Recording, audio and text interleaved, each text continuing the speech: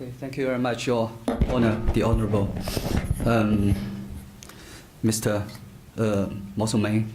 And it is indeed a privilege and honor for me to be here to talk about Australia-China relations. So indeed, as Shokei just said, actually I came all the way from Shanghai to Sydney, especially for this occasion, because I think this is really a very important topic. Sydney is one of my favorite cities in the world. And I think there's a lot of similarities, affinities between Sydney and Shanghai. The night before last, when I left Shanghai, it was downpouring, raining very heavily. So I thought, thank God, I'm leaving this for the sunshine in Sydney. And the afternoon of the day before yesterday, I landed in Sydney airport. It was downpouring here. So there's sort of like a kind of a channel of something mystic channel, linking Shanghai and Sydney. I said this is a very important topic because I think we are now in a very important and interesting time frame. The first is of course 100 days of the Trump administration, which we will be talking about into depth in today's forum. And also the second is the 45th anniversary of the diplomacy, the formal diplomatic relationship between Australia and China established in 1972. Okay, so this year as I said, just marks the 45th anniversary of our bilateral relations between China and Australia. The Chinese ancient sage Kongzi, also known in the West as Confucius, said that for a man or woman, the age of 40 signifies a lucid mind, no longer confused or perturbed by anxious and anxieties and impulses common during one's younger years, whilst at the age of 50, one commands a complete understanding of the purposes of one's life.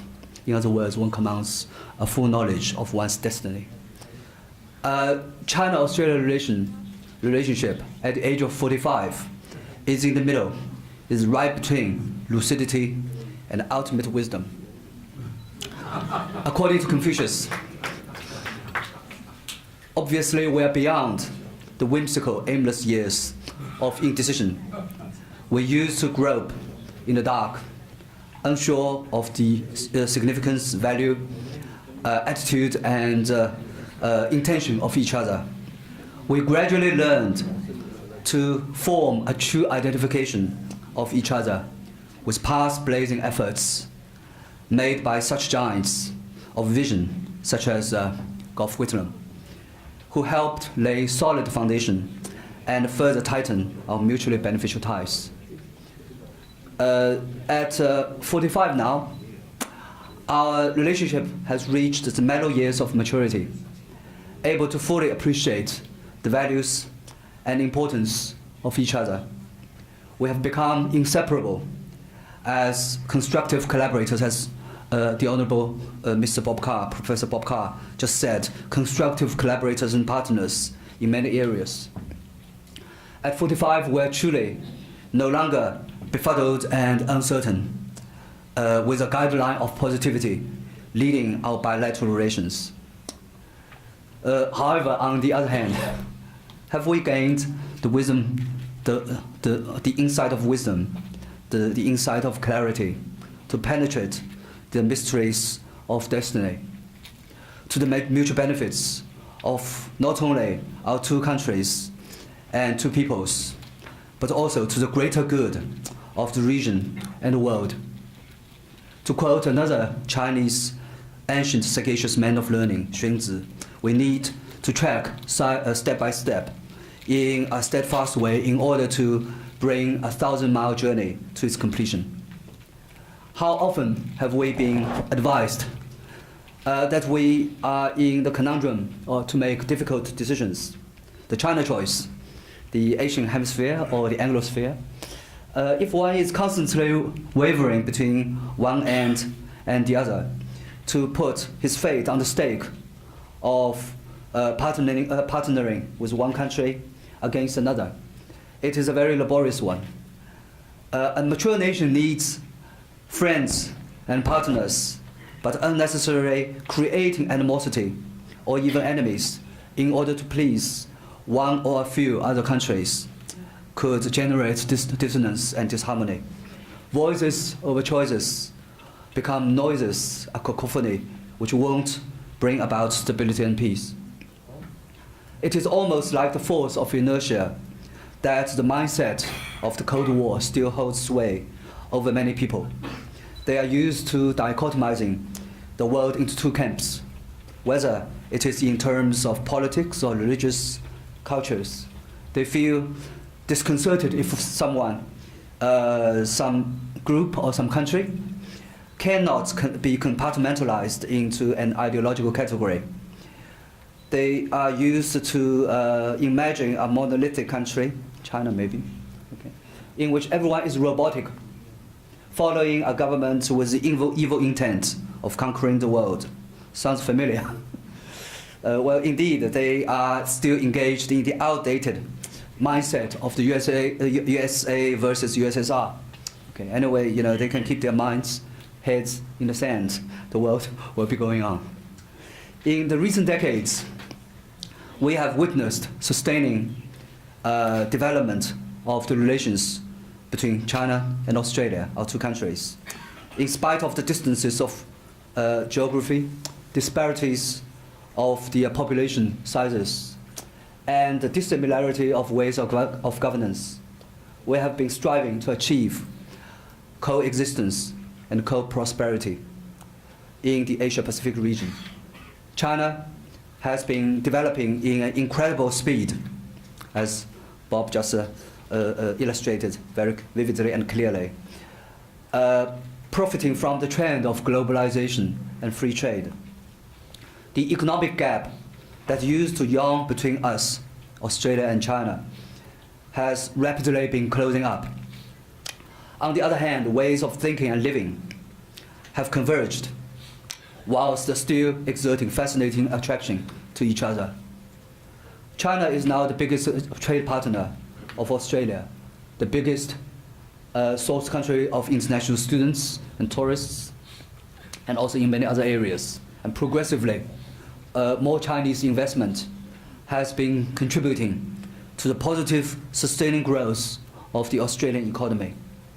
In China, actually, there are also commentators who say that while Australia recognizes the value of the economic cooperation with China, China regards Australia as inconsequential, even dispensable, both in geopolitical and economic terms. That obviously is the outcome of ignorance and lack of common sense. The fact that there have been frequent visits at the highest levels between us, almost on an annual basis, testifies to confidence in each other cherished from both sides. The uncertainties after the Trump administration took office, disquiet observations have been made with worries, anxiety, even apprehension about a world turned upside down, world trade policies, security alliance, time-honored, long-standing principles suddenly became precarious. However, I share the view that the so-called Trump era is today largely the creation of paranoia and Twitter rhetoric. In spite of the sensationality we have been witnessing regarding matters of key significance and consequence, the Trump administration has been sticking to the rational line of strategy and policies. The border war, the trade war, actually we are still yet to see. With the reiteration of the One China policy, the presidential meetings that Donald Trump and Xi Jinping held at Mar-a-Lago had formally ushered in an age of normalcy of the US-China relations. Mike Pence's recent visit to Australia also assuaged the people's concerns about a poorer, downgrading relationship much to the delight of Australians of various political inclinations. Both China and Australia have played the card adroitly and wisely, remaining calm and holding back at the initial tremble waves, be it on the phone or on the Twitter. Both the two countries waited out while working for the best chance to remind Washington that mutual benefits and stability depend on positivity rather than unprofessional cathartic venting of negative feelings or emotions. When we talk about the shadows of the Trump presidency, we recognize the immensity of the looming importance of the United States to both our two countries and to the relations between us. China has been restating the intention to build up mutually beneficial, constructive ties through win-win cooperation. With regards to the Sino-US relations, President Xi Jinping made the point in stating that there are 1,000 reasons to make China-US relationship a success, and there is not a single reason to break it. He also said that cooperation, I quote, cooperation is the only correct choice for China and the US, and the two countries have every reason to become very good cooperation partners. Trump, in turn, in the words of his US Secretary of State, Rex Tillerson said that Trump looks forward to enhancing better understanding and an opportunity for a visit. Actually, of course, the visit is now confirmed to be scheduled in the later half of the year. We know through, Tillerson also said that we know through further dialogue we will achieve great understanding that will strengthen ties between China and the United States and set the tone for a future relationship of cooperation. The Korean nuclear crisis has posed a challenge of immense magnitude. With the common intention to keep a nuclear-free Korean Peninsula, China and the United States, together with such partners as Australia, have shared interest in promoting and safeguarding regional peace and stability. We believe that the crisis is now also a uniting occasion, rather than a divisive catalyst for the international community. China is fully aware of the severity of the situation and has worked vigorously in accordance with the United Nations resolutions to curb North Korea's nuclear ambitions. In particular, its recent attempt to make further nuclear tests, and also for its long-range intercontinental missiles. There are talks about shared values among certain countries. What value is more important than regional and world peace? In fact, rather than stressing upon the so-called shared values, China has been promoting a commonwealth of humanity with shared destiny, instead of falling in the so-called Thucydides trap, in which a new rising power is bound to challenge the alpha of the pack. China proposes to contribute to the world economic development through its Belt and Road Initiative, which reveals an internationalist spirit. China is willing to engage Australia in this endeavor, which in turn will also benefit Australia's development and nation building. It is a win-win situation from which all parties, in particular China and Australia, will profit. With the United States, Russia, and other important countries such as Australia, China strives to construct a new model of major country relationship, which promotes this new framework of big power relationship based on mutual respect, mutual benefit, and win-win. China resolutely rejects the prospect of conflicts and confrontation as the only means to solve differences. Diplomacy, negotiation, and other non-military means are prioritized. And in the case of the Korean crisis, China is willing to collaborate with shareholders in the region to work out the peaceful solution, which in itself reflects the wisdom we have been jointly exercising. When visiting South America, President Xi Jinping once quoted an ancient Chinese medical scholar that even mountains and seas cannot distance people with common aspirations. Indeed, there is no longer a tyranny of distance between China and Australia, nor a new US administration will pose as a barrier between our two great countries with our shared interests, and should I say, our shared values.